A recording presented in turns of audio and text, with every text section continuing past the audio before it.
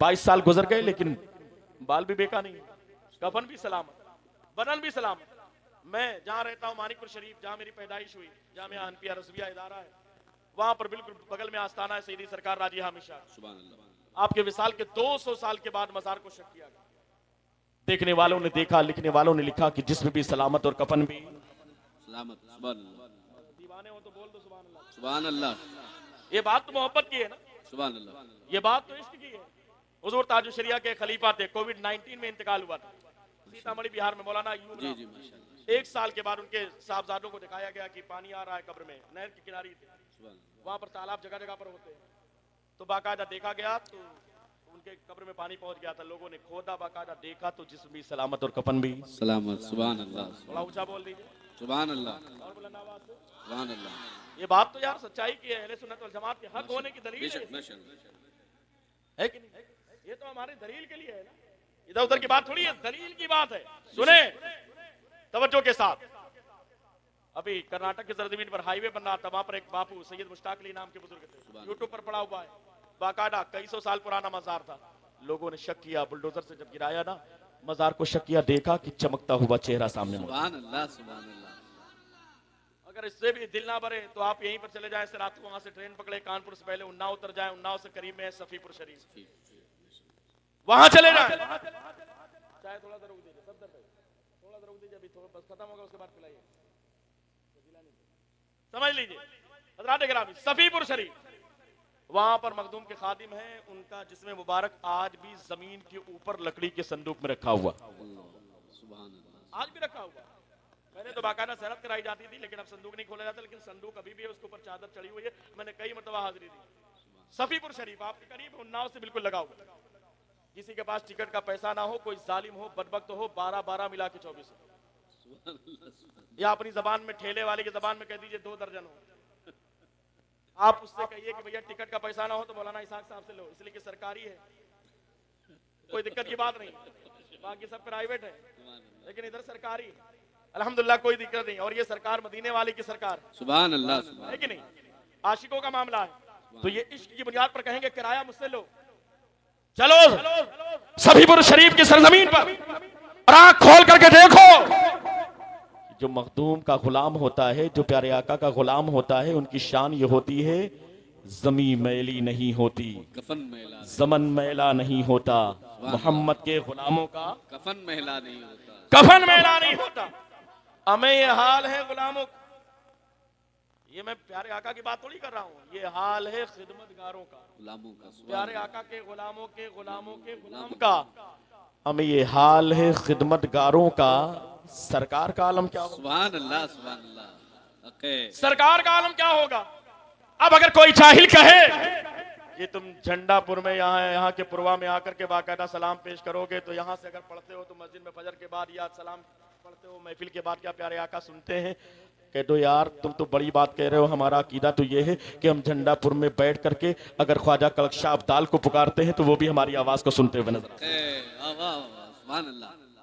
हमारी आवाज को तो वो भी सुनते हैं, हमारा इत्काद है बिल्कुल। सुभान अल्लाह। ये अल्लाह के वली है, और ये तो वलियों के भी सुल्तान है इस इलाके के, खुतबे को शाम भी है, ख्वाजा कलकशाह अब्दाल शान बड़ी निराली है।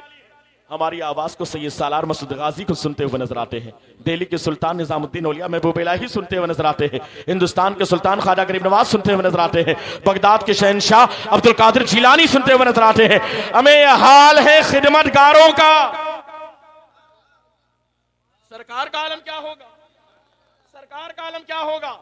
इसीलिए हम कहते हैं दीवाना तो यही कहता है, हम यहां से पुकारें वो वहां से सुने, मुस्तफा की समात पे लाखों सलाम। और बरेली के इमाम ने कहा था, दूरो नजदीक के सुनने वाले वो कान, काने लाले करामत। वाह वाह वाह वाह, काने लाले करामत पे लाखों। जिंदा पर एक बात मुझे याद आई, चूंकि कुछ हमारे उलमा इकराम मौजूद हैं, तो एक इल्मी बात में करो। सुभान अल्लाह। हज़रात इकराम थोड़ी देर और सुनेंगे, माशाअल्लाह। तवज्जो के साथ आप सुनिए। हज़रात इकराम, एक शेर पढ़ा जाता है, शाबान भाई शोरा इकराम तवज्जो चाहता हूँ, उलमा की तवज्जो, बहुत अहम बात बताने जा रहा हूँ, याद आ गई मुझे। और ये बात वो है जो किसी किताब में लिखी हुई नहीं, ये भी आपको किसी किताब में लिखी हुई नहीं, بلکہ اس کا پریکٹیکل ہے، وہ میں بتانے جا رہا ہوں. آپ اسے محسوس کریں گے تو انشاءاللہ علمی جو ہماری شخصیت بیٹھی ہوئی ہے. مفتی سہیل صاحب توجہ ہے. علامہ اسحاق صاحب کی بلا ایک شعر پڑھا جاتا ہے، آپ لوگ سنتے ہیں، تو زندہ ہے واللہ. تو زندہ ہے آپ کو بھی یاد ہوگا ماشاءاللہ. کیا ہے شعر؟ تو زندہ ہے واللہ، تو زندہ ہے واللہ، تو زندہ ہے واللہ، میرے چشم میرے چشم عالم سے چھپ جانے والے. چھپ جانے والا. اب یہ شعر پڑھا جاتا ہے، لیکن ہم لوگ تھے اس سفر میں تو نہیں، اس سفر سے پہلے کی بات، اس سفر سے بھی پہلے کی بات ہے. یعنی ایک سال میں اللہ کا بے پناہ کرم ہوا کہ تقریباً ایک سال کے اندر میری تیسری حاضری. سبحان اللہ. تو یہ سفر جو ہوا ابھی 10 دن پہلے، اس سے پہلے ایک سفر میں نے کیا تھا مدینہ شریف کا، اس سے پہلے سفر کیا تھا ایک سال پہلے میں نے. تیسرے سفر کی بات ہے مدینہ شریف میں، مشائخ بیٹھے ہوئے توجہ کے ساتھ، علماء کرام توجہ. سبحان اللہ. اور آپ کے ہو سکتا ہے کام آ جائے تو پھر میرے لیے دعا کر دیجیے. شعر ہم پڑھتے ہیں، تو زندہ ہے واللہ، تو زندہ ہے واللہ، میرے چشم عالم سے چھپ جانے والے. کچھ علمی گفتگو بھی ہمارے سہیل بھائی کر رہے تھے، لیکن میں سمجھ نہیں پا رہا تھا کہ پتہ نہیں یہ لوگ سمجھے گے کہ نہیں سمجھے. وہ حیدرآباد کا انداز تھا، علمی گفتگو تھی، اللہ انہیں سلامت رکھے. لیکن میں سوچ رہا ہوں کہ کروں کہ نہ کروں، لیکن یہ بات تو پیش کر دیتا ہوں، آپ بھی سمجھیں گے اور آپ بھی سمجھیں گے. تو زندہ ہے واللہ، تو زندہ ہے واللہ، میرے چشم عالم سے چھپ جانے والے. اب علماء جانتے ہیں کہ یہ جو واللہ ہے اس کا معنی ہوتا ہے قسم خدا کی. آپ بھی کہتے ہیں نا قسم خدا کی، ایسا ہو گیا اللہ قسم، قسم کھاتے نہیں قسم کھاتے. اس کا مطلب یہ ہوتا ہے کہ جب آپ کو کسی چیز پر یقین ہوگا تب قسم کھائیں گے.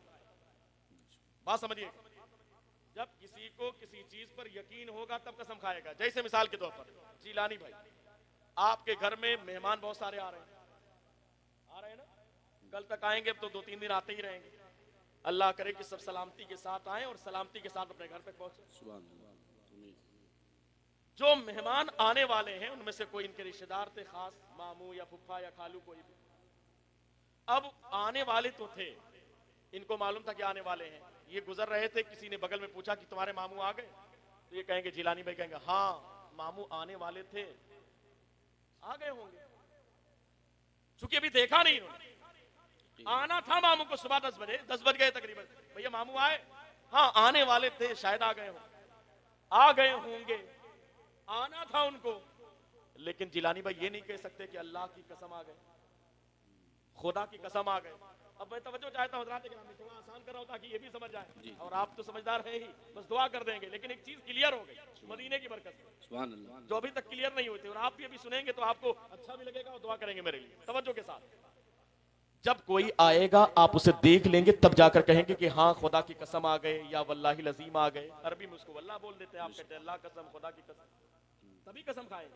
اور اگر آپ نے دیکھا نہیں، آپ کی آنکھوں نے دیدار نہیں کیا اس کا، تو آپ کہہ ہی نہیں سکتے قسم خدا کی. آپ کہیں گے ہاں آئے ہوں گے، آ سکتے ہیں، آنے والے تھے، آ گئے ہوں گے، لیکن آپ کہیں گے نہیں کہ قسم خدا کی آ گئے، اللہ کی قسم آ گئے. کیوں؟ اس لیے کہ قسم کھانا بغیر دیکھے ہوئے، اگر یہ بات غلط ہو جائے گی تو پھر قسم آپ کا کھانا غلط ہو جائے گا. تو پتا کیا چلا، قسم آدمی کب کھاتا ہے؟ جب وہ اپنی آنکھوں سے دیکھ لے.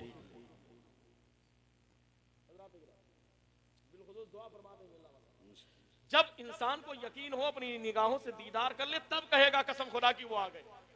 بریلی کے امام نے کیا کہا؟ میرا امام فرماتے ہیں کس طریقے سے خراج ہو، تو زندہ ہے واللہ، با خدا تو زندہ، با خدا. قسم خدا کی تو زندہ. اور کس کے بارے میں؟ میرے سرکار کے بارے میں. سبحان اللہ. کس کے بارے میں؟ سرکار کے بارے میں. سرکار کے بارے میں. چمک تجھ سے پاتے ہیں سب پانے والے، میرا دل بھی چمکا دے چمکانے والے، برستا نہیں دیکھ کر ابر رحمت، بھدوں پر بھی برسا دے برسانے والے. اس بریلی کے امام کا تذکرہ ہو رہا ہے، سنیں، تو زندہ ہے واللہ.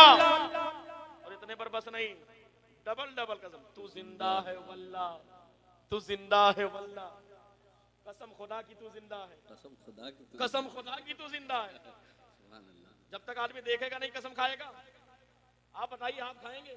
مجال ہی نہیں انسان کی. قسم بہت بڑی چیز ہے، قسم بہت بڑی چیز ہے مفتی سہیل صاحب. اور یہ کہے آدمی مفتی وسیم صاحب، تھوڑی سی توجہ، قسم کھا رہا ہے، آپ نہیں کھا سکتے بغیر دیکھے ہوئے. بریلی کے امام نے کہا تو زندہ ہے واللہ، تو زندہ ہے واللہ. لیکن دوسرا مصرع، میری چشم عالم سے چھپ جانے والے. بات نہیں کلیئر ہو رہی. مدینہ شریف کی سرزمین کی بات بتا رہا ہوں، حجاز مقدس کی بات بتا رہا ہوں. صوفیہ بیٹھے ہوئے تھے، علماء بیٹھے ہوئے تھے، انہی درمیان میں یہ طالب علم بھی بیٹھا ہوا تھا. تیسرے سفر کی بات، ایک سال پہلے کی بات چلنے لگی کہ یہ شعر نہیں سمجھ میں آ رہا ہے. کہ بریلی کے امام فرماتے ہیں کہ تو زندہ ہے واللہ، تو زندہ ہے واللہ. اور سیدھی سی بات ہے، جب مدینے میں حاضری ہوئی دیدار فوراً تو ہوا نہیں تھا. وہ سوئے لال ازار پھرتے ہیں، تیرے دن بہار پھرتے ہیں، اس گلی کا گدا ہوں میں جس میں مانگتے تاجدار پھرتے ہیں. وہاں تو باقاعدہ عقیدت و محبت کا پیمانہ جب لبریز ہوا، عشق رسول نے جب انگڑائی لی تو پیارے آقا کا کرم ہوا. اور ایسا کرم ہوا کہ پیارے آقا کے اس نورانی وجود کا دیدار بریلی کے امام نے اپنے ماتھے کی نگاہوں سے کیا. مدینے کی سرزمین پر دیدار ہوا، اور جب دیدار ہوا تو بریلی کے امام نے کہا تو زندہ ہے واللہ، تو زندہ ہے واللہ، باخدا تو زندہ ہے. لوگ انکار کرتے ہیں لیکن تو زندہ ہے یا رسول اللہ، آپ تو زندہ ہے، تو زندہ ہے.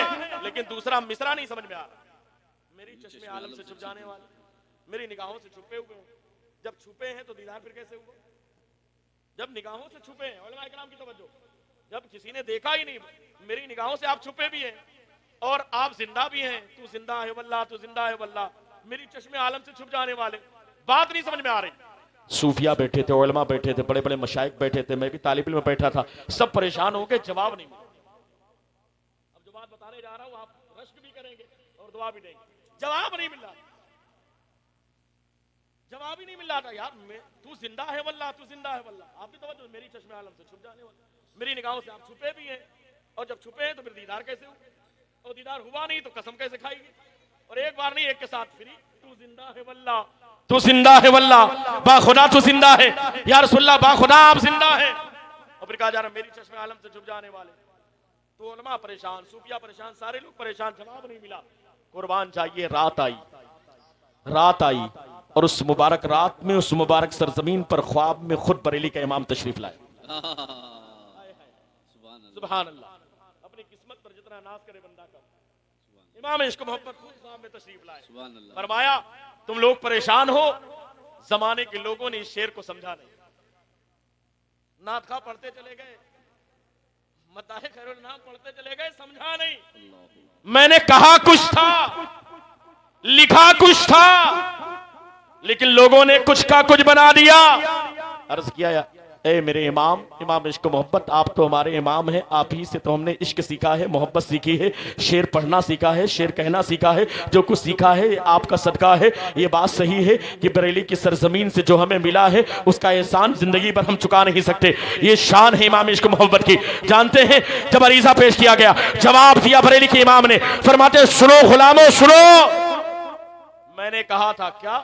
میں مدینہ شریف حاضر ہوا، دیدار نہیں ہوا تھا. پھر جب دیدار ہوا میری آنکھ کے ذریعے دیدار ہوا تو میں نے ماتھے کی نگاہوں سے دیدار کیا. تب جا کر میں نے کہا یا رسول اللہ آپ زندہ ہیں، آپ زندہ ہیں. لیکن ہندوستان کی سرزمین پر آیا تھا، ہندوستان کی سرزمین سے ہو کر آیا تھا. اس ہندوستان کی سرزمین پر جہاں پر نہ جانے کتنے ظالم موجود ہیں، نہ جانے کتنے باطل مذاہب کے لوگ موجود ہیں جو اعتراض کرتے ہیں. وہ کہتے تھے کہ آپ تو مر کر کے مٹی میں مل گئے ہیں. معاذ اللہ، ان لوگوں نے اپنی کتابوں میں بھی لکھا تھا، ان لوگوں نے اپنی زبانوں سے بھی بکا تھا یا رسول اللہ. اسی لیے میں نے اس شعر پر جب آپ کا دیدار ہوا تو ان ظالموں کا رد کیا. اب خواب میں امام عشق محبت کا ارشاد فرماتے ہیں، سنے بریلی کا امام ارشاد فرماتا ہے، میں نے جب دیدار کیا تو میں نے کہا تو زندہ ہے واللہ، تو زندہ ہے واللہ. لیکن میں نے دوسرے مصرے میں ظالموں کا رد کیا تھا، بد مذہبوں کا رد کیا تھا، جو لوگ آپ کے حیات کے قائل نہیں ان کا رد کیا تھا، جو آپ کے حیات کو ماننے کا انکار کرتے ہیں، میں نے ان کا رد کیا تھا.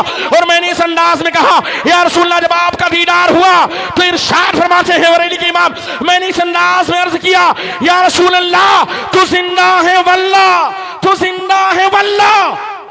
مری چشم عالم سے چھپ جانے والے،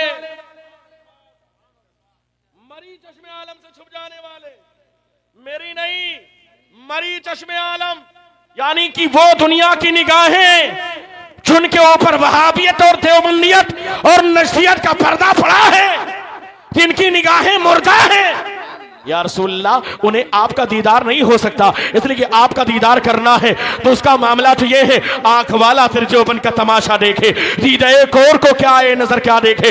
جب آپ کا دیدار کرنا ہوتا ہے تو عاشق تو اس انداز میں آتا ہے، اس انداز میں ریتا پیش کرتا ہے، ہاتھ کو جوڑ کر کے ادب کے ساتھ کھڑا ہوتا ہے اور عرض کرتا ہے یا رسول اللہ آنکھ عطا کیجئے، اس میں ضیا دیجئے، جلوہ قریب آ گیا تم پہ کروڑوں درود، جلوہ قریب آ گیا تم پہ پہ کروڑوں درود۔ یا رسول اللہ آپ کو تو دیدار میں نے کر لیا، لیکن جنہوں نے دیدار کیا نہیں ان کو ہو بھی نہیں سکتا، ان کے لیے میں نے لکھا تھا مری چشم عالم سے چھپ جانے والے، مری چشم عالم سے۔ اور آپ دیکھیں ادائے کے بخشش اٹھا کر کے وہاں پر میرا میری نہیں ہے، آج بھی وہ میری، بس ہو گیا لوگوں نے غلطی سے زیر لگا دیا، دماغ لوگوں نے لگایا، کہا مری کہاں سمجھ میں آئے گا، میری چشم عالم تھی اور اس میں زیر لگا دیا، آج بھی میری ہی لکھا جاتا ہے، زیر لگا دیا ورنہ مری ہے، اور میرا تیرا ہوتا تو یا کے ساتھ لکھا جاتا۔ لیکن ہدایت کے بخشش اٹھا کر کے دیکھیں، بریلی کے امام فرماتے ہیں میں نے لکھا تھا یا رسول اللہ جو منکرین تھے آپ کے حیات کے، ان کے رد کے لیے کہ جب مجھے دیدار ہو گیا یا رسول اللہ آپ زندہ ہیں، تو زندہ ہے واللہ، تو زندہ ہے واللہ، مری چشم عالم سے چھپ جانے والے، جن کی نگاہیں مردہ ہیں، جن کا دل مردہ ہے، انہیں آپ کا دیدار کیسے ہو سکتا ہے؟ کوئی سوال ہی پیدا نہیں۔ آنکھ والا تیری جوبن کا تماشا دیکھے، دیدہ کور کو کیا ہے نظر کیا دیکھے، آنکھ عطا کیجئے اس میں ضیاء دیجئے، جلوہ قریب آ گیا تم پہ کروڑوں درود۔ اس شان کے ساتھ ذرا آپ اندازہ لگائیں کتنی اعلیٰ شان ہے۔ اس لیے حضرات گرامی ابھی بھی وقت ہے کہ آپ اپنے بچوں کو عشق رسول کی ڈوٹی پلائیں، لیکن شرط یہ ہے، یہ کب ممکن ہے جب آپ اپنے بچوں کو علماء سے قریب کریں گے، یہ کب ممکن ہے جب آپ اپنے بچوں کو مدرسے سے قریب کریں گے۔ آپ کی بچیوں کے سینے میں عشق رسول کب موجود ہوگا؟ جب آپ اپنی بچیوں کو باقاعدہ مدرسے سے قریب کریں گے، باقاعدہ عالمہ سے اور مبلغہ سے قریب کریں گے، جب آپ اپنے بچوں کو علماء سے قریب کریں گے، مسجد کے امام سے قریب کریں گے، اللہ کے گھر سے قریب کریں گے، اللہ کے رسول کے در سے قریب کریں گے، اور یا اکرام کے در سے قریب کریں گے، جب مشائخ و سادات کے قریب کریں گے، تب آپ کا بیٹا عشق رسول کی شمع بھی اس کے سینے میں موجود ہوگی، بزرگوں کی عقیدت و محبت بھی اس کے سینے میں موجود ہوگی۔ لیکن حضرات گرامی ہمیں احساس نہیں ہوتا، اس لیے کہ احساس تو ہمارا مر چکا ہے۔ آج ہمارا معاملہ کیا ہے؟ آپ نے دیکھا ہوگا نا، ایک نیوز بنارس کی تھی، بنارس کا ارب پتی آدمی تھا، آج میں نے اپنے فیس بک پر شیئر کیا تھا، اخبار میں بھی آیا تھا، انقلاب اخبار میں، کہ وہ ارب پتی آدمی تھا، لیکن جب وہ مر گیا تو وہ مرا کہاں؟ جا کر کے اولڈ ہوم میں، جہاں پر جا کر کے بیٹے چھوڑ آتے ہیں کس کو؟ اپنے باپ کو، جو لوگ خدمت نہیں کرتے۔ اللہ کا شکر ہے کہ ابھی یہ بلا یہ وبا ہمارے علاقے میں نہیں ہے۔ ہمارے لوگ تو ایسے ہوتے ہیں جو اپنے ماں باپ کی خدمت کرتے ہیں گھر میں چاہے جیسے کریں، لیکن ہاں دین سے دوری کی بنیاد پر آج یہ برائی ہمارے اندر ہمارے سماج میں آتی جا رہی ہے۔ جب تک شادی نہیں ہوتی تب تک معاملات پھر بھی بہتر ہوتے ہیں، لیکن شادی خانہ آبادی کا موقع ہے۔ بس ایک روایت کو میں مکمل کرتا ہوں، اس کے بعد گفتگو کو ختم کرنا چاہتا ہوں۔ حضرات گرامی چونکہ شادی کس کی ہے؟ ایک بیٹے کی ہے۔ بہت شاندار صحرا آپ نے سن لیا ہے صالحین صاحب سے، اب توجہ کے ساتھ آپ سنیں، بیٹے کی شادی ہے۔ اب یاد رکھیں جب تک شادی نہیں ہوتی جب تک تو معاملات بہتر ہوتے ہیں، شادی کے بعد نہ جانے کتنے معاملات بگڑ جایا کرتے ہیں، عام طور سے دیکھا جاتا ہے۔ سنیں شادی تو کرنا چاہیے، لوگ کہتے ہیں یار شادی کریں پیسہ کہاں سے آئے گا؟ صحابہ اکرام حاضر ہوئے، عرض کیا یا رسول اللہ ہم شادی کیسے کریں؟ نان و نفقہ کی ہمارے پاس جو حاجت کی ضرورت کی چیزیں ہیں اس کے لیے پیسہ نہیں ہے۔ اللہ کے رسول نے فرمایا جاؤ جا کر کے نکاح کرو، نکاح کی برکت سے اللہ تمہیں مالدار بنا دے گا، نکاح کی برکت سے اللہ تمہیں غنی کر دے گا۔ کیوں؟ اس لیے کہ آپ اس کا اندازہ کرنا چاہیں تو ایسے کر لیجئے، شادی ہوئی چلو ٹھیک ہے بھائی، آپ کی قسمت میں جو ہے وہ آپ کو ملے گا، لیکن شادی کے بعد آپ کی بیوی کی قسمت میں جو لکھا تھا وہ بھی اللہ شوہر کو عطا فرما دیتا ہے۔ بیٹا پیدا ہوا، چھوٹا بچہ ہے، وہ بھی کمائے گا نہیں، وہ بھی باہر نہیں جائے گا، لیکن بیٹا تو ہے نا، دودھ ہی پیے، خرچہ کچھ نہ کچھ ہوگا نا۔ ارے یار بیٹا پیدا ہوا، قسمت اس کی ہے، لیکن اس کی قسمت کا رزق بھی اللہ باپ کی قسمت میں لکھ دیتا ہے۔ باپ کے باقاعدہ رزق میں اللہ اتنی برکت عطا فرماتا ہے کہ بیٹے کا رزق بھی بچپن میں باقاعدہ باپ کو ملتا ہوا نظر آتا ہے۔ پتہ کیا چلا؟ بیوی کا رزق باپ کو ملنے لگتا، شوہر کو ملنے لگتا ہے، بیٹے کا رزق باپ کو ملنے لگتا ہے۔ پتہ کیا چلا؟ اگر بندہ اس نیت کے ساتھ شادی کرے کہ میں اللہ کے رسول کی سنت پر عمل کروں گا، تو اس سنت پر عمل اور بجاوری کرنے کے صدقے میں اللہ اسے مالدار بھی کر دیتا ہے، اللہ اس کے گھر میں برکت عطا فرماتا ہے، اللہ ان دونوں خاندان میں برکت عطا فرماتا ہے۔ اس لیے حضرات گرامی شادی خانہ آبادی کی تقریبات میں جب آپ آئیں تو آپ کی ذمہ داری ہے کہ آپ خرافات سے دور رہیں۔ امید ہے کہ آپ دور رہتے ہوں گے، کیونکہ یہاں پر باقاعدہ برادری کا بھی معاملہ ہے، ورنہ بائیکاٹ بھی کر دیا جائے گا، بڑا تگڑا بائیکاٹ ہوتا ہے، مجھے معلوم پڑا ہے، اور یہ اچھی بات ہے، ہونا بھی چاہیے، یہ ہونا بھی چاہیے۔ لیکن حضرات گرامی توجہ کے ساتھ بس ایک روایت سناتا ہوں، اگر کسی کی شادی ہو گئی نا تو شادی کے بعد انسان اتنا مست نہ ہو جائے کہ اپنی بیوی کے چکر میں اپنے ماں باپ کو بھول جائے۔ بس یہ روایت سنیں تقریر ختم ہو جائے گی۔ توجہ کے ساتھ سن رہے ہیں آپ؟ ماشاءاللہ آپ کو یہ بتائیے سن رہے ہیں نا بھائی؟ حضرت اجازت ہے؟ حضرات گرامی جب بیٹے بڑے ہو جاتے ہیں نا، تھوڑا سا پیسہ ویسا کمانے لگتے ہیں، تو یہ تو یاد رکھے بہت کم ایسا ہوتا ہے کہ ہم نے دیکھا ہو کہ حافظ ہو، قاری ہو، عالم ہو، دیندار ہو، مدرسے کا پڑھنے والا ہو اور وہ اپنے ماں باپ کا گستاخ ہو. بہت کم ہوتا ہے. لیکن ہاں جہاں تھوڑا سا پیسہ ویسا آیا نا، جینس ٹائٹ ہوئی، اور جہاں باہر کا مال آیا، سعودی، دبئی یا ممبئی یا کمانے لگے نا، یا دودھ ہی کا بزنس چل گیا بڑھیا، اب جیب جب گرم ہوتی ہے تو پھر آدمی اپنی اوقات کو بھول جاتا ہے. کتنے لوگ تو ایسے ہیں جہاں باہر سے آتے ہیں نا کما کر کے، تو وہ سیدھا کہتے ہیں، ابا نے پوچھ لیا بیٹا تم کون سے کام کرتے ہو وہاں ممبئی میں، ارے ابا چھوڑو یہ سب بات تمہارے سمجھ میں نہ آئی، یہ بات تمہارے سمجھ میں نہیں آئی. بڑی شان کے ساتھ بیٹا باپ کو جواب دیتا. بوڑھی ماں دروازے پر بیٹھ کر کے اگر سوال کرے نا کہ بیٹا بتاؤ تو صحیح بیٹا کون سا کام کر رہا، اپنی زبان میں بولے گی. جانتے جواب کیا؟ ارے ابا یہ بات تمہارے سمجھ میں نہیں آئی. کیوں؟ سوال یہ پیدا ہوتا ہے کہ آخر تمہاری زبان باہر جانے کے بعد کیسے بدل گئی.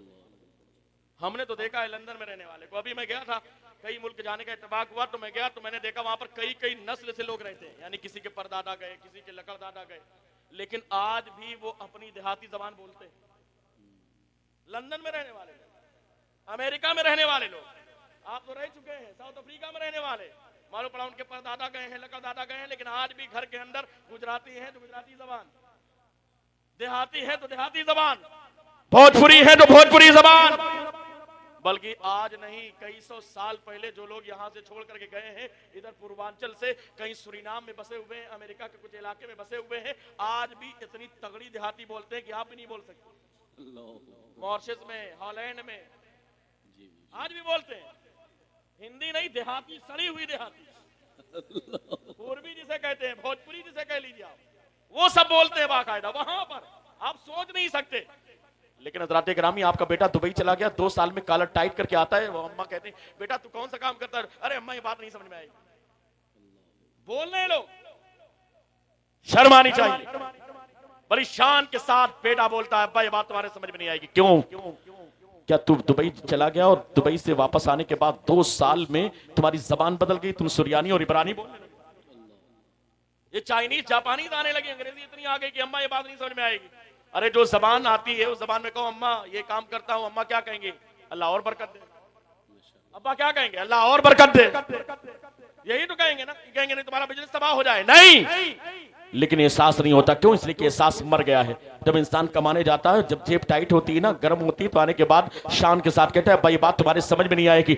یاد کرو اپنی زندگی کو، جس وقت تمہاری عمر 2 سال کی بھی نہیں تھی، جس وقت تمہاری عمر 1 سال کی بھی نہیں تھی، جس وقت تمہاری عمر 6 مہینے کی نہیں تھی، تمہاری زبان میں اتنی طاقت نہیں تھی کہ تم اپنی زبان سے کہہ سکو ماں مجھے بھوک لگی ہے، ماں مجھے پیاس لگی ہے. اس وقت بھی تمہاری ماں تمہارے چہرے کو دیکھ کر کے، چہرے کے جغرافیوں کو دیکھ کر کے، تمہارے اشارے سے یہ سمجھ جایا کرتی تھی کہ میرا بچہ بھوکا اور پیاسا.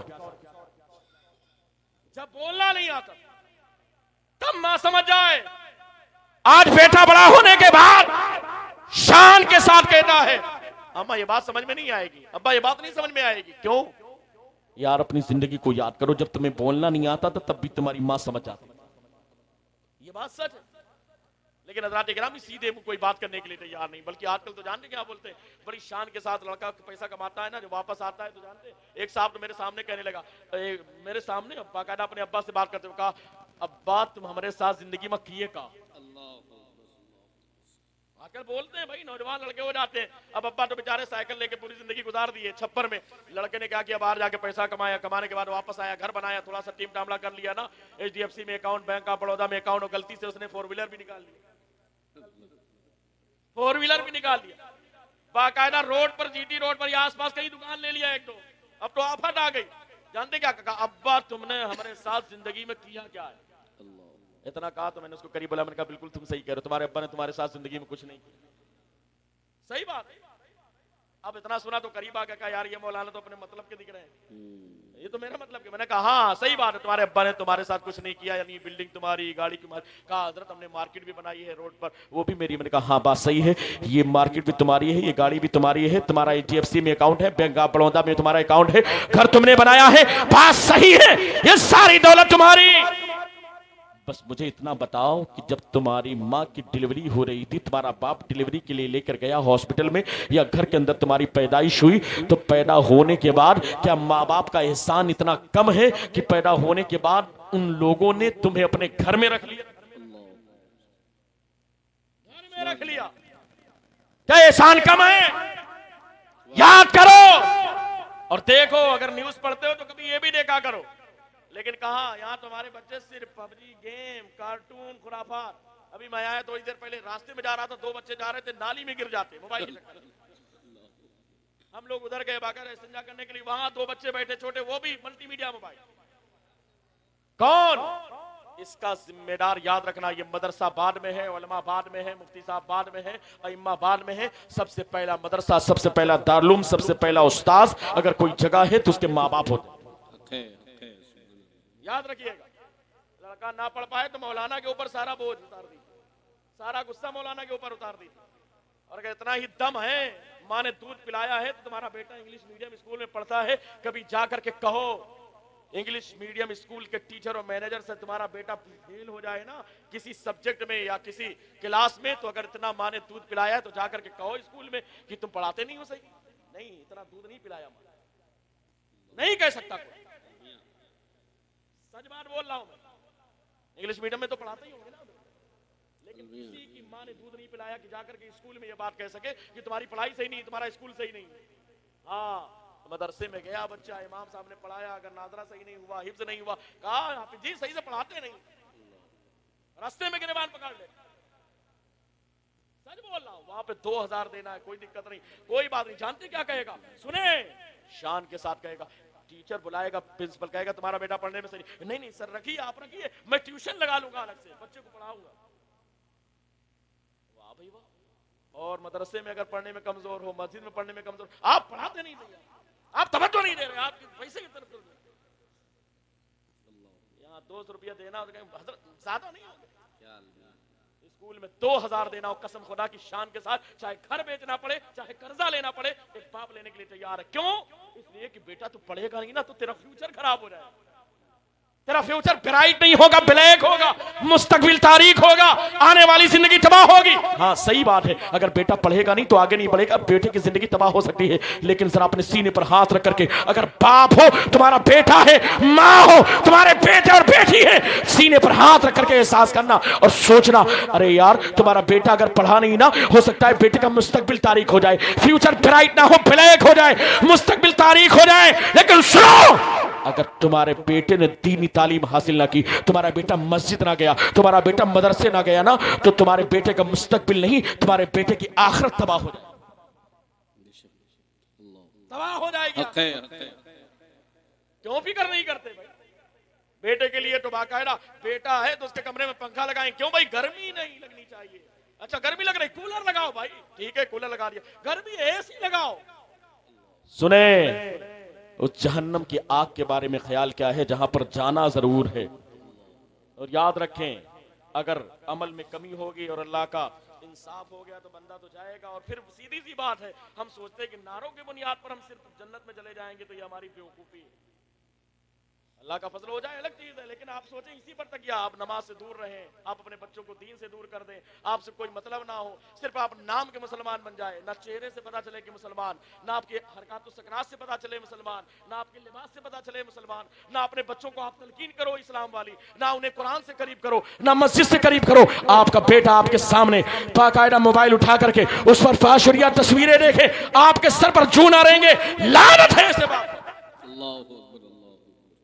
ایسے باپ کے اوپر لعنت ہے، ایسی ماں کے اوپر لعنت ہے جس کی جوان بیٹی موبائل لے کر تنہائی میں گھنٹے گھنٹے بیٹھی رہے، چھت پر چلی جائے، واٹس ایپ پر کالنگ کرتی رہے. جب پوچھا جائے کیا، میں سہیلی سے بات کر رہی تھی، یہ تمہاری ذمہ داری تھی. بعد میں وہ سہیلی کے ساتھ نہیں، کسی دوسرے کے ساتھ چلی.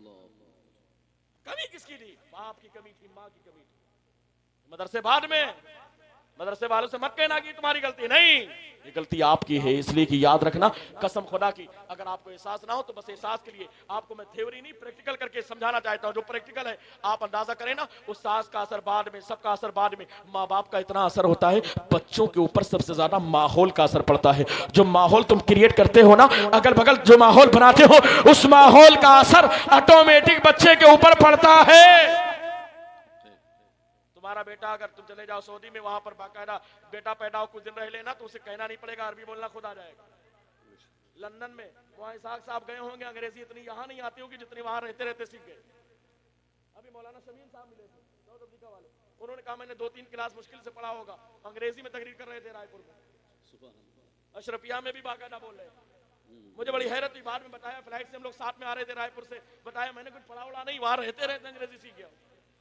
अरे यार अगर तुम नमाजी होगे, इसीलिए तो अल्लाह के रसूल का हुक्म है ना, फर्ज नमाज मस्जिद में अदा करो, आकर के सुन्नतों को घर में अदा करो, नवाफिल को घर में अदा करो। क्यों? इसलिए कि जब आप घर के अंदर आओगे ना, घर में आने के बाद जब मुसल्ला बिछाओगे, कसम खुदा की चैलेंज है, आप तजर्बा कर सकते हैं, आपका बेटा 1 साल का हो, 2 साल का हो, 3 साल का, बेटी 2 साल 3 साल की हो, तजर्बा कर लीजिएगा। लेकिन कसम खुदा की जिलानी भाई, अगर आपने मुसल्ला बिछा दिया, मेरा चैलेंज है, आप रुकू में जाएंगे, आप सजदे में जाएंगे, आपके बेटे को पता नहीं रुकू किसे कहते हैं, सजदा किसे कहते हैं, नमाज क्या है नहीं जानता, लेकिन कसम खुदा कि आप मुसल्ला बिछाओगे ना, आप रुकू में जाओगे, बेटा उल्टा सीधा झुकता हुआ नजर आएगा, आप सजदे में जाओगे, बेटा गिरता हुआ नजर आएगा। पता क्या चला? बचपन से उसके दिल में नमाज की मोहब्बत पैदा हो जाएगी और बाकायदा उस मोहब्बत की बुनियाद पर आगे चल करके वो नमाजी बनता हुआ नजर आएगा। ये एक बाप की जिम्मेदारी है, एक माँ की जिम्मेदारी है कि बचपन से सही तबलीग करे, सच्चे अंदाज में, सही अंदाज में अपने बच्चों की तरबियत करने की कोशिश करे। लेकिन अगर तरबियत ना किया ना, तो याद रखना वही बेटा आगे चल करके आपके हाथ से निकल जाएगा। जब हाथ से निकलेगा ना, तो आप मुफ्ती वसीम के पास आओगे, कहोगे हजरत आपने तावीज जो बनाया था इससे पहले थोड़ा बहुत असर किया था, अब की थोड़ा दमदार तावीज बना देना। चले गए दमदार तावीज बनाना ताकि बेटा हमारे कंट्रोल में रहे। यार बेटे को कंट्रोल में रखना था तो पहले ही नमाजी बना दिया होता, कुरान का आमिल बना दिया होता, कुरान का हाफिज बना दिया होता, कुरान पढ़ना सिखा दिया होता, इन उलमा के करीब कर दिया होता, इन उलमा के पास बैठने के सदके में तेरा बेटा कुछ बनता या ना बनता, लेकिन मुस्तफा का वफादार जरूर बनता हुआ नजर आता। और जब मुस्तफा का वफादार होता तो प्यारे आका के फरमान पर अमल करता, और जब अमल करता तो अपने माँ बाप का भी वफादार बनता। इसलिए हज़रात गिरामी अपने बच्चों को दीन सिखाएं, इस्लाम से करीब करें, और अगर करीब ना किया तो बड़ा लेने के देने वाला मामला हो जाएगा, नुकसान आपका होगा। अब सुने तवज्जो के साथ, बस हदीस पाक सुन लीजिए। एक नौजवान सहाबा इकराम की सूरत में सहाबी रसूल है, आखिरी वक्त आया, अल्लाह के रसूल की बारगाह में खबर दी गई कि उनका इंतकाल होने वाला है। अल्लाह के रसूल खुद तशरीफ ले गए, साथ में सहाबा इकराम थे। आखिरी रिवायत तवज्जो से सुन ले, खास तौर से वो लोग सुने जब शादी होती तो शादी के बाद जो मामलात बदल जाते हैं ना, इसलिए मैं इस रिवायत को पढ़ने लगा हूं तवज्जो के साथ। नौजवान इंसान है, अल्लाह के रसूल की बारगाह में आकर खबर दी गई कि फला का इंतकाल होने वाला। कहा अच्छा, चंद सहाबा इकराम को लिया, साथ में लेकर के गए। जब लेकर के गए तो देखा बिल्कुल आखिरी लम्हात थे। अल्लाह के रसूल ने फरमाया, ए मेरे साहबा जाओ जाकर के कलमा की तलकीन कर। होता है ना आखिरी टाइम, मरने के टाइम, इंतकाल के टाइम लोग कहते कलमा पढ़ाओ, और घर वालों को तो इतना भी नहीं आता भैया, कहेंगे इमाम साहब को बुलाओ, और जान नहीं निकलती। कुछ लोगों को इतनी टेंशन कि अब्बा की रूह नहीं निकल रही, इमाम साहब को बुलाओ, सूरह यासीन पढ़ाएं ताकि क्लियर हो, या तो बचाएं या तो जाएं। अब तो लोगों को इतना टाइम ही नहीं है भाई, सीधी सी बात है। सुने आखिरी लम्हात सहाबा इकराम कलमा पढ़ाने वाले, तवज्जो के साथ। बस मेरे आखिरी जुमले हदीस पाक की सूरत, सहाबा इकराम, तारीख में आता है, रिवायत में आता है, बाकायदा हदीस गवाह है कि जब सहाबा इकराम ने कलमा की तलकीन किया तो जबान पर कलमा जारी नहीं, कलमा जारी नहीं हुआ जबान। अजीबो गरीब कैफियत। वापस आए, आकर कह रहे या रसूल अल्लाह, हम लोगों ने कलमा पढ़ाया, जबान पर कलमा नहीं आया। अल्लाह के रसूल के चेहरे का जुगराफिया बदल गया, अंदाज बदल गया, चेहरे का रुख बिल्कुल तब्दील हो गया। कहा कलमा जारी नहीं हुआ। या रसूल हम लोगों ने कलमे की तलकीन किया, कई मरतबा कलमा पढ़ाया, कलमा जारी नहीं हुआ। अल्लाह के रसूल ने उनकी अहलिया को बुलवाया, बुलाने के बाद कहा जरा बताओ इसके खानदान में कोई जिंदा है? कहा या रसूल अल्लाह सबका इंतकाल हो चुका है, एक बूढ़ी माँ है मोहल्ले में रहती है, सबका इंतकाल हो चुका, कोई जिंदा नहीं है, बाप भी मर गया, भाई भी नहीं है, एक माँ है, बूढ़ी माँ मोहल्ले में रहती है। अल्लाह के रसूल ने फरमाया बुलाया जाए उसे। थोड़ी देर के बाद लाठी के सहारे बूढ़ी माँ घर के अंदर दाखिल। तवज्जो के साथ माए बहने आप भी सुन लें, बूढ़ी माँ घर के अंदर दाखिल हुई। जब अंदर दाखिल हुई तो अल्लाह के रसूल ने फरमाया बूढ़ी माँ जरा बता तो सही तेरा बेटा है कैसा, तेरा बेटा है कैसा? अर्ज किया या रसूल अल्लाह मेरा बेटा अच्छा है, नेक है, नमाजी है, परहेजगार है, माँ बाप की खिदमत करने वाला था, सारे काम अच्छे अंदाज में करता था, पड़ोसियों के साथ भलाई करता, सारे अच्छे काम इसने जिंदगी में किए थे, लेकिन या रसूल अल्लाह मैं इससे नाराज हूं। अल्लाह अकबर, मैं इससे नाराज हूं। सारे काम अच्छे करता था, पड़ोसियों के साथ भी भलाई करे, नमाज भी पाबंदी करे, गरीबों का ख्याल रखे, सारे अच्छे काम, لیکن یا رسول اللہ میں اسے ناراض. اللہ کے رسول کے چہرے کا جغرافیہ بدلا. اے بوڑھی ماں ذرا بتا تو صحیح، تیرا بیٹا بڑا اچھا ہے، نمازی ہے، نیک ہے، پرہیزگار ہے، پڑوسی کے ساتھ بھلائی کرنے والا ہے، لیکن تو اسے ناراض کیوں ہے؟ کیوں ناراض؟ اب جملہ سنیں. بوڑھی ماں نے جانتے کیا کہا؟ یا رسول اللہ جب سے اس کی شادی ہوئی ہے نا، میں کوئی بات کہتی ہوں تو میری بات کو اگنور کر دیتا ہے، چھوڑ دیتا ہے. میں کوئی بات کہتی ہوں نا تو اسے سنتا ہے، انسنا کر دیتا ہے. اپنی بیوی کی بات کو میری بات پر ترجیح دیتا ہے. بیوی کی بات پہلے، میری بات بعد میں. میں کہتی ہوں تو سنتا نہیں ہے، بیوی کہتی فوراً سن لیتا ہے. یا رسول اللہ مجھے یہ بات اچھی نہیں لگتی، میں نے 9 مہینے تک اپنے پیٹ میں اسے رکھا ہے. یا رسول اللہ کس طریقے سے میں نے اس کی پرورش کی ہے میں ہی جانتی ہوں. یا رسول اللہ سردی کے ایام ہوتے تھے، سردی کی حالت میں ایک بستر پر جب یہ بیٹا میرا پیشاب کر دیتا نا، یا رسول اللہ میں اس گیلے بستر پر خود سو جاتی تھی، لیکن سوکھے بستر پر اپنے بچے کو سلاتی تھی، اپنا خون جگر پلا کر کے. 9 مہینے میں نے اپنے پیٹ میں رکھا ہے. اس کے بعد کس طریقے سے دودھ پلا کر کے، کس طریقے سے میں نے اس کے پیروں میں مالش کی، میں نے اس کے ہاتھ کو سہارا دیا، میں نے اس کے پیروں کو سہارا دیا، اپنا خون جگر پلا کر کے میں نے اسے بڑا کیا، اس کو پروان چڑھایا. یا رسول اللہ میری نیت یہ تھی کہ میں بڑی ہو جاؤں، جب یہ بڑا ہوگا نا، میں بوڑھی ہوگی، میرے بڑھاپے کا یہ سہارا میرا بیٹا بن جائے گا، میری بات تو سنے گا، جب میں پکاروں گی نا تو فوراً سنے گا. اس لیے کہ یہ تو پکارتا بھی نہیں تھا، بغیر پکارے میں اس کے چہرے کو دیکھ کر کے، اس کے چہرے کے جغرافیے سے سمجھ جاتی تھی کہ میرا بچہ بھوکا اور پیاسا ہے. میں اسے دودھ پلاتی تھی، پانی پلاتی تھی، کھانا کھلاتی تھی. یا رسول اللہ بس یہی نیت تھی کہ میرا بیٹا بڑا ہوگا نا تو بڑھاپے میرے لیے لاٹھی بنے گا، میرا سہارا بنے گا، میری بات کو سنتا ہوا نظر آئے گا. لیکن یا رسول اللہ جب سے اس کی شادی ہوئی نا، یہ اپنی بیوی کی بات زیادہ سنتا ہے، میری بات کم سنتا ہے، میری بات ماننے کے لیے تیار نہیں ہوتا، میری بات کو دیر میں مانتا ہے، بیوی کی بات کو پہلے مانتا ہے. یا رسول اللہ یہ بات مجھے اچھی نہیں لگتی، اس لیے میں اس سے ناراض ہوں. حضرات گرامی اتنا سننا تھا. اللہ کے رسول صلی اللہ تعالی وسلم کے چہرے کا جغرافیہ بدلا. اللہ کے رسول صلی اللہ تعالی وسلم جلال کے عالم میں ہے، چہرہ بالکل سرخ ہوتا ہوا نظر آتا ہے. صحابہ اکرام موجود ہیں. اللہ کے رسول نے جلال کے عالم میں ایک جملہ ارشاد فرمایا، اے میرے صحابہ سنو، کان کھول کر کے سننا، میرے بھائیوں، میرے بزرگوں، میرے ساتھیوں، میری مائیں بہنیں، آپ بھی سننا اور اپنے بچوں کو یہ تلقین کرنا. مائیں بہنیں اپنے بچوں کو بھی سکھانا. توجہ کے ساتھ سنیں. اللہ کے رسول نے جلال کے عالم میں ایک جملہ ارشاد فرمایا، اے میرے صحابہ ادھر آؤ. صحابہ قریب آ گئے. جیسے آئے نا، اللہ کے رسول نے ارشاد فرمایا، میرے صحابہ جاؤ جنگل میں چلے جاؤ، جا کر کے لکڑیاں اکٹھا کرو، اور لکڑیاں اکٹھا کرنے کے بعد ان کا ایک گٹھر بناؤ. جب گٹھر تیار ہو تو اس گٹھر میں آگ لگاؤ، اور جب آگ کے شعلے آسمان سے بات کرنے لگے تو اے میرے صحابہ اسی بھڑکتی ہوئی آگ میں اس انسان کو زندہ جلا دیا جائے. اتنا کہنا تھا، بوڑھی ماں تڑپ گئی، آنکھ سے آنسو نکل آئے. یا رسول اللہ میرے بیٹے کو میری نگاہوں کے سامنے آگ میں جلایا جائے گا. ہاں ہاں تیرے بیٹے کو تیری نگاہوں کے سامنے آگ میں جلا دیا جائے گا. یا رسول اللہ ایسا کیوں ہوگا؟ میرا بیٹا میری نگاہوں کے سامنے آگ میں جلے گا. ہاں ہاں بیٹا تیری سامنے نگاہوں کے سامنے آگ میں جلے گا. کیوں یا رسول اللہ؟ اس لیے کہ تیرا نافرمان ہے، اس لیے کہ تو اس سے ناراض ہے. اور سن لے، جس بیٹے اور بیٹی سے اس کے ماں باپ ناراض ہوتے ہیں، اس سے اللہ اس کے رسول بھی ناراض ہوتے ہیں. اور جس سے اللہ اس کے رسول ناراض ہوتے ہیں، وہ بندہ تو جہنم کی آگ میں جلے گا. جہنم کی آگ کے مقابلے میں دنیا کی آگ کی کوئی حیثیت نہیں ہے. بہتر یہ ہے کہ اس دنیا کی آگ میں جلا دیا جائے. اتنا سننا تھا. بوڑھی ماں تڑپ گئی، آنکھ سے آنسو نکل رہے تھے. یا رسول اللہ میری وجہ سے میرا بیٹا آگ میں جلے گا. ہاں ہاں تیری وجہ سے تیرا بیٹا آگ میں جلے گا. تیری شان میں گستاخی کرنے کی بنیاد پر تیرا بیٹا آگ میں جلے گا. تیری نافرمانی کرنے کی بنیاد پر تیرا بیٹا آگ میں جلے گا. تجھے ناراض کرنے کی بنیاد پر تیرا بیٹا آگ میں جلے گا. اتنا سننا تھا. ماں کے دل میں ایک لرزہ پیدا ہوا، ایک تڑپ پیدا ہوئی، ایک تڑپ پیدا ہوئی. تڑپ گئی بوڑھی ماں اور باقاعدہ اللہ کے رسول کی بارگاہ میں عریضہ پیش کیا، یا رسول اللہ اگر ایسا معاملہ ہے، اگرچہ اس نے مجھے تکلیف دی ہے، میں نے بڑی محنت سے اسے پالا پوسا تھا، اپنا خون جگر پلا کر کے یا رسول اللہ میں نے اسے پالا تھا، میں نے اسے اس جسم کو پروان چڑھایا تھا. جب میرے پستان سے دودھ نکلتا تھا اس کے بعد اس کا جسم پروان چڑھتا تھا. میری نیت یہ ہوتی تھی میرا بیٹا بڑا ہوگا تو باقاعدہ یہ میرے بڑھاپے کا سہارا بنے گا، یہ میری لاٹھی بنے گا. لیکن یا رسول اللہ آج تو معاملہ الٹ گیا ہے، آج تو معاملہ پلٹ گیا ہے. لیکن اگر میری بنیاد پر یہ آگ میں جلایا جائے گا، میری بنیاد پر اسے آگ میں ڈالا جائے گا تو یا رسول اللہ آج میں اس کی کوتاہی کو معاف کر دیتی ہوں، آج میں اس کی غلطی کو معاف کر دیتی ہوں. میرے بھائیوں، میرے بزرگوں، میرے ساتھیوں، ماں کا دل بڑا نرم ہوتا ہے. اگر کبھی کوئی غلطی ہو جائے نا، قریب آیا کرو اپنے باپ کے ہاتھ کو چوم کر کے کہا کرو ابا جان مجھ سے غلطی ہوئی ہے معاف کر دو.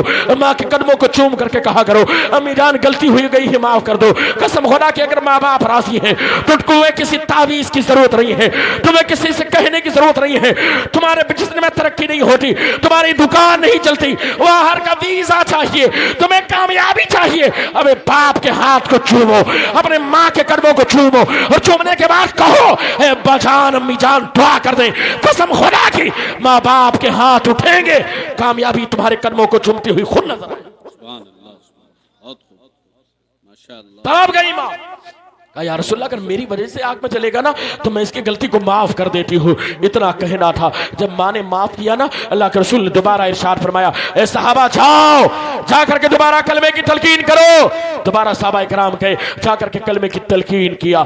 سنے جیسے کلمے کی تلقین کیا نا, قسم خدا کی روایتوں میں آتا ہے کہ ان کی زبان پر کلمہ جاری ہو گیا, ان کی زبان پر کلمہ جاری ہو گیا. اور جیسے ہی کلمہ پورا ہوا روح قفس انصری سے پرواز کر گئی, ان کا انتقال ہو گیا. انا للہ و انا الیہ راجعون. جب انتقال ہوا, انتقال کے بعد غسل دیا گیا, وصال کے بعد غسل کے بعد باقاعدہ کفن پہنایا گیا. کفن پہنانے کے بعد دفن کی تیاری کی گئی. نماز جنازہ کے بعد قبرستان میں دفن کی تیاری کی گئی. اور ان کو دفن کرنے کے بعد اسی قبرستان کے قریب کھڑے ہو کر, اسی قبر کے قریب کھڑے ہو کر کے اللہ کے رسول صلی اللہ تعالی علیہ وسلم نے ایک تاریخی جملہ ارشاد فرمایا تھا صحابہ کرام کی موجودگی میں, اے میرے صحابہ یاد رکھنا اور آنے والی نسلوں تک یہ پیغام پہنچا دینا. سنو اگر تم میں کسی انسان نے اپنی بیوی کو اپنی ماں پر زیادہ اہمیت دیا, اپنی بیوی کی بات زیادہ مانی, اپنی ماں کی بات کم مانی, اور اپنی بیوی کی بات کو تو اس انداز میں مانا کہ اس کو فوراً سن لیا, اپنی ماں کی بات کو اگنور کر دیا, اسے بعد میں سنا. سنو اگر ماں کی تکلیف ہو گئی تو سنو اللہ کے رسول صلی اللہ تعالی وسلم ارشاد فرماتے ہیں اے میرے صحابہ اگر تم میں کسی انسان نے اپنی بیوی کو اپنی ماں پر زیادہ اہمیت دیا, اپنی بیوی کی بات زیادہ مانی, اپنی ماں کی بات کم مانی, تو سنو اللہ نہ تمہاری نمازوں کو قبول فرمائے گا, نہ تمہاری زکات کو قبول فرمائے گا, نہ تمہارے صدقات کو قبول فرمائے گا, نہ تمہاری خیرات کو قبول فرمائے گا. اللہ تمہاری کوئی نیکی قبول نہیں فرمائے گا. اس لیے ماں تجھ سے ناراض ہے, باپ تجھ سے ناراض ہے. اس لیے حضرات گرامی ابھی بھی وقت ہے, آؤ اسلامی شریعت کے سانچے میں ڈھالنے کی کوشش کرو اپنے آپ کو, اللہ اس کے رسول کے فرمان پر عمل کرنے کی کوشش کرو. ما آتاکم الرسول فخذوہ وما نہاکم عنہ فانتہوا.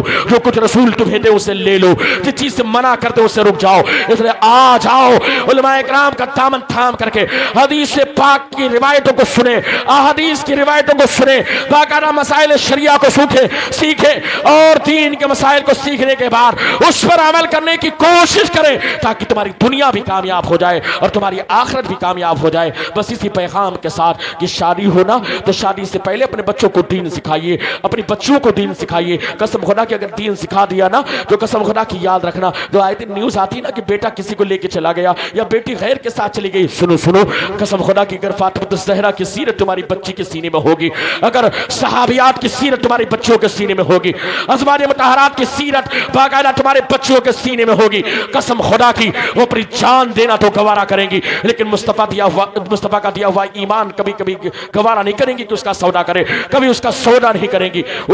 ان کی جان چلی جائے گی وہ راضی ہوگی, لیکن مصطفیٰ کے دیے ہوئے ایمان پر کمپرومائز کرنے کے لیے تیار نہیں ہوگی. تمہارا نوجوان بیٹا کبھی دین کے معاملے میں کمپرومائز نہیں کرے گا, پھر آقا کے ناموز کی بات آئے گی تو اس پر کمپرومائز نہیں کرے گا. اس لیے حضرات گرامی ابھی بھی وقت ہے, بدل دو وقت کو پروانوں خدا کے لیے, چراغ بن کے جلو بزم مصطفیٰ کے لیے. آؤ یہ عہد کرو, یہ مدرسے اسی لیے قائم کیے ہیں مولانا صاحب نے, یہ علماء اسی لیے پڑھ کر کے آئے ہیں تاکہ تمہارے بچوں کو دین سے قریب کریں, تمہاری بچیوں کو دین سے قریب کریں, شریعت اسلامیہ سے قریب کریں, اللہ اس کے رسول کے فرامین سے قریب کریں. اس لیے عہد کرو کہ انشاءاللہ تعالیٰ ہم اپنے بچوں کو دین سے قریب کریں گے, اسلام سے قریب کریں گے, اور جو بنیادی عقائد ہے مذہب حق مسلک اہل سنت والجماعت مسلک اعلیٰ حضرت کے, ان تمام چیزوں کو سیکھنے کی کوشش کریں گے تاکہ تمہاری دنیا بھی اچھی گزر سکے, تمہاری آخرت بھی اچھے انداز میں گزر سکے. آؤ عہد کرو کہ انشاءاللہ تعالیٰ ہم یہ کریں گے. آج ہمارے جیلانی بھائی کے گھر میں شادی خانہ آبادی کے موقع پر یہ پروگرام ہوا, اپنے گناہوں سے ہم سچی توبہ کرتے ہیں. سارے لوگ مل کر کے پڑھیں استغفر اللہ استغفر اللہ, بلند آواز سے پڑھیں استغفر اللہ. مولا ہم سے بڑی غلطیاں ہوئی ہیں, بڑے گناہ ہوئے ہیں, لیکن آج علماء کی موجودگی میں سچے دل سے تیری بارگاہ میں رجوع لاتے ہیں, سچے دل سے توبہ کرتے ہیں. استغفر اللہ ربی من کل ذنب واتوب الیہ, اشہد ان لا الہ الا اللہ واشہد ان محمد عبدہ ورسولہ, واخر کلماتی الحمدللہ رب العالمین. در در کی خاک میں نے چھانی میرے نبی، پایا نہ کوئی آپ کا ثانی میرے نبی، لوگوں سے کہہ سکوں کہ تمہارا غلام ہوں، مل جائے کوئی ایسی نشانی میرے نبی۔